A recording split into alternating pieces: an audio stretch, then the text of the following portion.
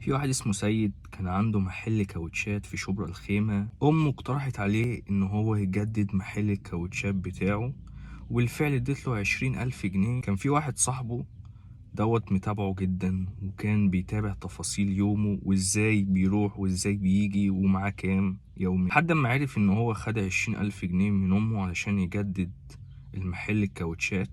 فالمتهم اتصل بصاحبه اسمه سيد اللي هو الضحية، وقال له تعالى انا عايزك في الشقة عندنا فوق عشان عايزك في موضوع مهم جدا. اول لما دخل الشقة المتهم ضربه لحد ما مات. المتهم هنا ما كانش قصده ان هو يقتله، هو كان قاصد ان هو يضربه عشان ياخد منه الفلوس، لكن سيد مات من اللكمات. المتهم ما كانش عارف يعمل ايه، اتصل بمراته ومراته جت، واضطروا ان هما يخفوا الجثة تماما.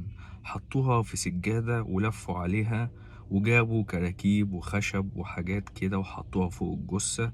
وكانت مرات المتهم كل يوم كانت بتطلع ببرميل فيه ديتول ويترشوا على الجثة. أهل المنطقة لاحظوا إن في حاجة غريبة بتحصل، إن الست كل يوم بتطلع ومعاها برميل ومفيش حد ساكن في الشقة ديت. الناس طلعت وراها لحد ما لاقوا فعلا حاجة غريبة جدا، لقوا جمجمة ورجل باين. طبعا الناس هنا اتحولت لحالة غير طبيعية، وحصل سويت من الستات، والرجالة بدأت تزعق في الست وإيه اللي حصل وإزاي، لحد ما اعترفت.